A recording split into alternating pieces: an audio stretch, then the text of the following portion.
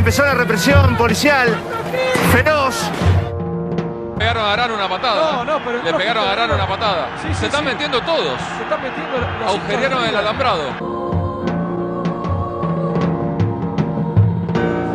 Nosotros tenemos que mostrar esto al mundo. Es vergonzoso, la verdad, da pena. Y después queremos que vuelvan los visitantes. Dejémonos de joder. Esto no es el país que uno quiere. Ya jugamos sin visitante, ¿qué más queremos?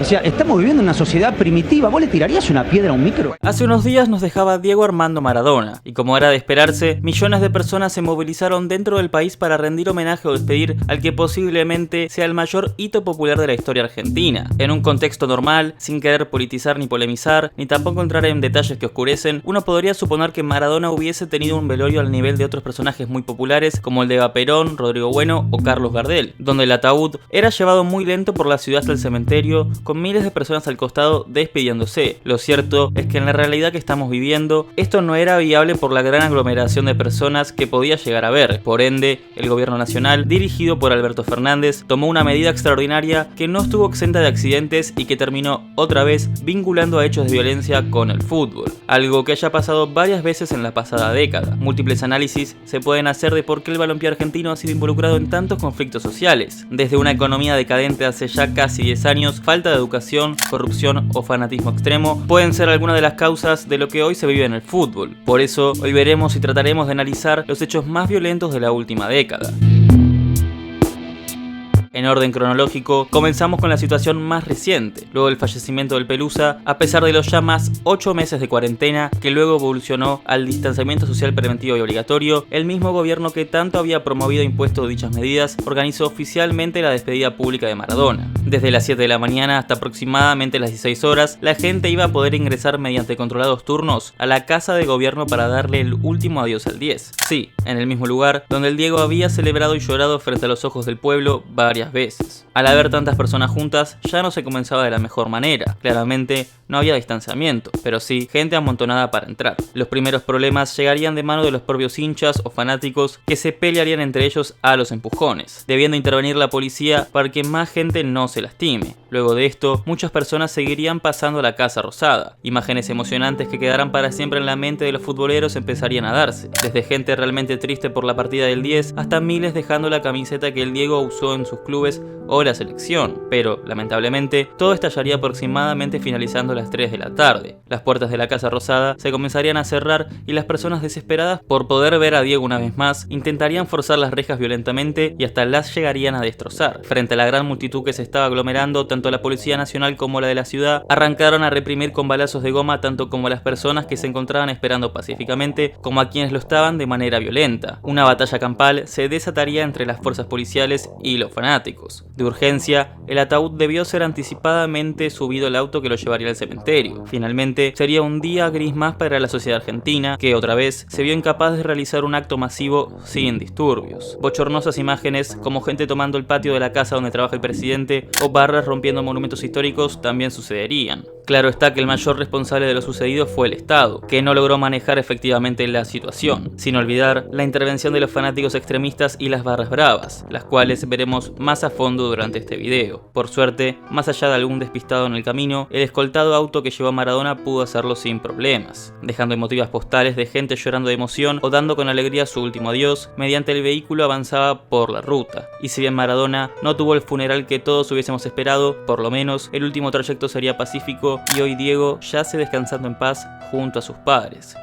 En 2018 se produjo posiblemente el evento más lamentable y bochornoso respecto a lo que violencia en el fútbol argentino se refiere. En lo que ya era de por sí una de las finales más recordadas de la historia del fútbol, Boca y River se enfrentaban en los partidos decisivos por la Copa Libertadores. Los primeros problemas no tardarían en aparecer. Primero, el partido de ida debió ser reprogramado para el día siguiente de su fecha original debido a que se suspendió por un diluvio que caía en la Bombonera. El 11 de noviembre, los Ceneices y los Millonarios empataron 2-2 en el J. Armando, dejando abierta la serie para definir decidir todo en el Monumental. Pero el 24 de noviembre, en lo que era una fiesta llena de folclore futbolero, el lado oscuro del balompié nacional aparecería nuevamente. La llegada de Boca al estadio se vio interceptada por hinchas y barrabravas de River que atacaron con piedras y proyectiles al micro donde se encontraban los jugadores del equipo de la Ribera. Varios futbolistas serían heridos gravemente con cortes e irritaciones en los ojos, desde Carlos Tevez hasta el capitán de ese momento, Pablo Pérez. Tras 3 horas de postergamiento, la final se suspendería y el mundo repudiaría una vez más otro hecho sucedido en la Argentina. Los incidentes de este triste día no terminarían ahí. Peleas dentro y fuera del estadio se producirían y hasta una avalancha humana en plena entrevista casi cae encima del presidente del equipo millonario. Las polémicas no tardarían en aparecer. Surgieron dudas respecto al accionar de la policía. Sería criticada la falta de mayor presencia policíaca para custodiar al micro, como a la vez acusaciones de acepto de sobornos para liberar la zona. Otra clara imagen que deja dudas es aquella donde se ve un gran conjunto de personas en la esquina donde se sabía que iba a girar el micro. ¿Por qué no fue vallada la zona? ¿Por qué se permitió que los bares estén ahí? Son preguntas que no obtuvieron respuesta. La violencia en el Superclásico ya era una constante por aquellos años, y una declaración de Carlos Tevez retrotraería al incidente de 2015. El Apache comentaría: "Si esto pasaba en la Boca, ya le hubieran dado la Copa a River", haciendo referencia al triste episodio de hace ya más de 5 años, donde el partido de vuelta de octavos de final en la Bombonera por Copa Libertadores fue suspendido tras que el famoso barra brava de Boca, el Panadero, tire gas pimienta en la manga donde se encontraba el plantel millonario antes de entrar a la cancha para el segundo tiempo. En aquella ocasión, la Conmebol decidió no postergar el tiempo restante, sino suspender la fase y hacer que River avance a la siguiente ronda debido a que había ganado 1-0 en la ida. Después de varios días de controversias, la Confederación Sudamericana de Fútbol decidió que la final no se dispute ni en Argentina ni en Sudamérica, sino en Madrid, sumándole aún más misticismo y epicidad al partido. El 9 de diciembre, River haría historia y se consagraría en el Bernabéu, luego de ganar 3-1 con goles de Prato, Quintero y Martínez. Hasta el momento hay un factor común en los dos casos mencionados: la presencia de las barras bravas, las cuales se pueden definir como organizaciones delictivas formadas por personas que dicen ser hinchas totalmente fanáticos de clubes, pero que realmente usan las instituciones como excusas para realizar con facilidad actividades ilegales como el narcotráfico, trata de personas, ajuste de cuentas, entre otras. Actualmente se encuentran instaladas en el Deporte Rey y van acompañadas por el financiamiento de dirigentes como de políticos corruptos. Para entender por qué hoy tienen tanto poder, hay que comprender que hay un organismo que en cierta parte las ampara. Además, el crecimiento en los últimos años de dichos grupos tampoco se pueden entender sin saber la situación paupérrima en la que se encontraba la AFA durante la década pasada. Julio Grondona manejó la Asociación del Fútbol Argentino con mano de hierro por más de 35 años, desde 1979 hasta su fallecimiento en 2014. Si bien durante su mandato la selección obtuvo numerosos trofeos, entre ellos incluido la Copa del Mundo de 1986, la gestión de Grondona se vio varias veces manchada por causas de corrupción que incluían desde lavado de dinero, arreglos de partidos, la facilitación de negocios mafiosos a las barras o hasta otorgarles pasajes a estos mismos para los mundiales. La verdad es que luego de su muerte, la AFA, que ya venía en un constante deterioro, quedaría en caída libre, algo que se vería reflejado, por ejemplo, en las recurrentes malas participaciones de las selecciones juveniles por esos años. Pero el colmo de lo ridículo vendría en 2015. Primero explotaría el FIFA Gate, el cual repasamos en cierta parte en este video. El heredero de Grondona, Luis Segura, entre acusaciones de posiblemente haber formado parte del escándalo, llamaría a elecciones a fin de año. El 4 de diciembre, Marcelo Tinelli y el por entonces presidente se enfrentarían en las urnas, donde participarían 75 votantes. Sorprendentemente, al final del recuento habría 76 votos. Sí, mágicamente, aparecería un voto más de la nada y el resultado sería el famoso empate 38-38, resaltando un caso más de corrupción en el fútbol argentino. En un principio se pensó que habría una segunda vuelta, pero al final se descartaría esta opción y Luis Segura seguiría en su puesto. Pero el dirigente de máximo cargo del Deporte Rey Nacional aparecería en boca de la justicia otra vez el 24 de junio de 2016 en plena Copa América de Estados Unidos, 2 días antes de la final contra Chile. Segura fue acusado de administración fraudulenta de fondos. Frente a esta situación, la FIFA crearía la Comisión Reguladora de la AFA. Dicha organización, con ayuda de momentos de Maradona como mediador, establecería a Armando Pérez como presidente y haría que Segura presente su renuncia 30 de julio de 2016. Pérez, calmaría un poco las aguas, pero al superarse por la situación, llamaría a elecciones el 30 de marzo de 2017. Con una amplia diferencia, Chiqui Tapia asumiría el cargo y muy de a poco, el fútbol argentino volvería a tomar rumbo. Durante todo este escándalo que comenzó por el lejano 2014, algunos problemas que surgieron fueron la mala organización de los torneos de primera división, donde no se sabía qué tipo de formato usar, si torneos cortos, fase de grupos o torneos de 30 equipos. La incertidumbre que generaba el no saber cuándo y cómo se jugaría el próximo semestre finalizaría con la aparición de la Superliga. Respecto al ascenso, se precarizarían las condiciones de los clubes, la falta de dinero para salarios o los bajos controles de las condiciones de los estadios nacerían. Justamente, la inoperancia con la que se manejó la AFA respecto a este último tópico resultó en la muerte de un futbolista. El 14 de mayo de 2015, Emmanuel Paulino Ortega falleció tras golpearse la cabeza contra una pared que estaba muy cerca de la línea del lateral en el encuentro entre San Martín de Bursaco contra Juventud Unida por la Primera C. Claramente, la falta de control fue clave para el triste fallecimiento del deportista.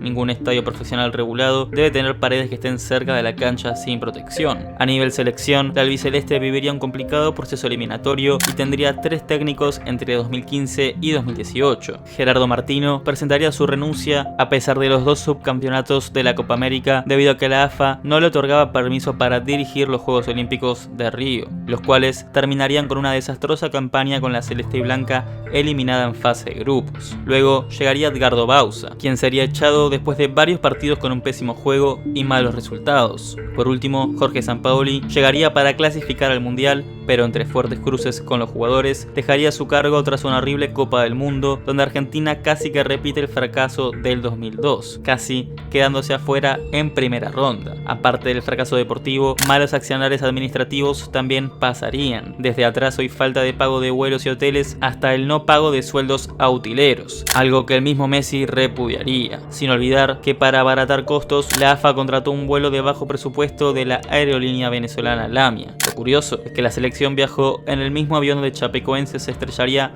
en menos de un mes. Dicho vuelo de los argentinos también tendría peligrosas irregularidades, algo que te cuento en este video. Una vez explicado el desastre que era la AFA y lo poco regulados que estaban los clubes, se entiende que por la inoperancia con la que se manejaba el organismo argentino, se produjo el auge de las mafias en el fútbol. Y si bien históricamente estas organizaciones criminales están presentes desde los 50s, en la década pasada posiblemente tomaron mayor relevancia como nunca en los grandes equipos, como a su vez en los considerados clubes chicos o más de barrio dentro del balompié nacional profesional. En los pequeños clubes de ascenso es común la presencia de las barras para el negocio del narcotráfico, algo que lamentablemente ya está tan instalado en nuestra cultura al punto de que se hacen series al respecto. En 2020, Netflix estrenó la serie Puerta 7, que trata justamente sobre este tema: barras bravas, drogas y corrupción en el fútbol. Manteniéndonos en la realidad, algunos hechos violentos que sucedieron del 2010 en adelante fueron los siguientes. El 9 de febrero de 2020, a tan solo 5 minutos de haber comenzado el encuentro entre Independiente Rivadavia y Atlanta, incidentes se producirían en la tribuna del equipo cuyano. Internas entre los propios barras y la institución finalizarían con la cancha prendida a fuego, con 2 personas levemente heridas y con delincuentes mostrando armas y cuchillos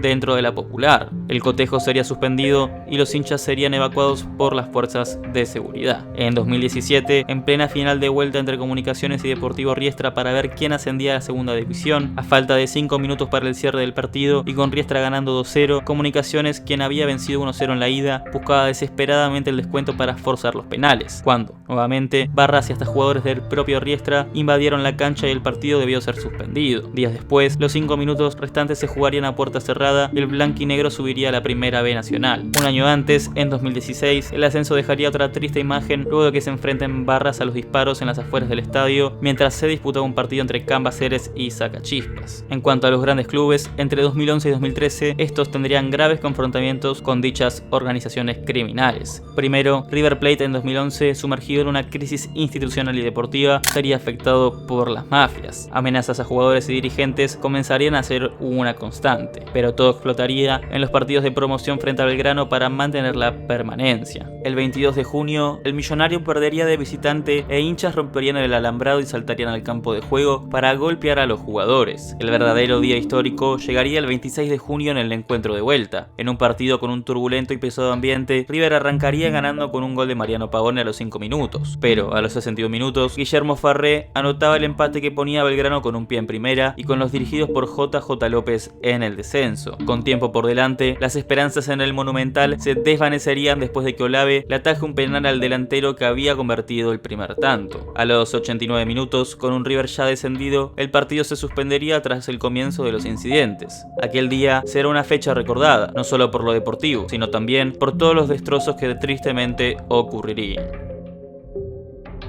Durante 2012, San Lorenzo, en una complicada situación parecida a la de River, le pasaría prácticamente lo mismo. Problemas y amenazas a jugadores y dirigentes que culminarían con una promoción para no descender. En este caso, los Cuervos ganarían a Instituto y conseguirían la permanencia. Con un cambio de dirigentes, Marcelo Tinelli y Matías Lamens asumirían post-promoción. En un rápido proceso, los de Boedo volverían a ganar el título de Primera División en 2013 y, en 2014, su primera Copa Libertadores. Aunque, con los pasos de los años, la situación empeoraría y, en 2019, amenazas constantes de la barra volverían a aparecer, resaltando, otra vez, que están muy presentes en nuestro fútbol.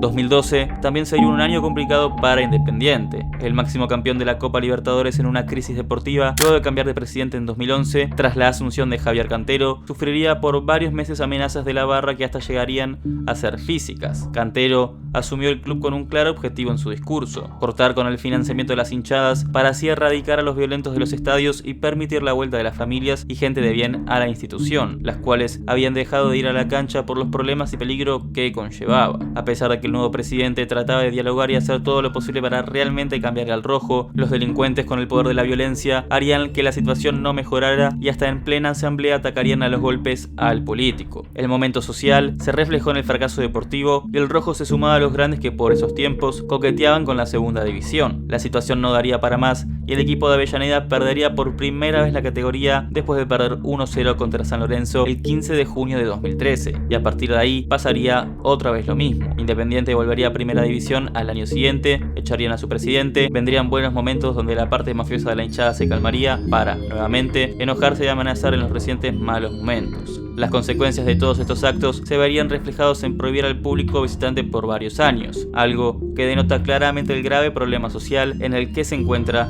a Argentina, donde las personas no son capaces ni de poder ver un partido de fútbol sin problemas, por la culpa del beneficio de unos pocos y la mala educación de muchos. En 2018, durante el gobierno de Mauricio Macri, el por entonces oficialismo del PRO presentaría proyectos en la Cámara de Diputados con el fin de aprobar multas económicas y penas de prisión para aquellos que tengan actitudes violentas en los estadios y o se beneficien de la venta de entradas adulteradas. El proyecto se conoció como Ley Antibarras, pero, lamentablemente, la principal oposición de ese momento, el kirchnerismo, como así el Partido Justicialista, votó en contra y logró que el proyecto se quede justamente en eso, en una simple idea que podría haber ayudado frente al poder de las mafias en el fútbol argentino. Lamentablemente, de no realizar un cambio radical en la sociedad en varios aspectos como la política, la economía y la educación, parece que las barras y la violencia seguirán varios años más en este deporte que tanto amamos.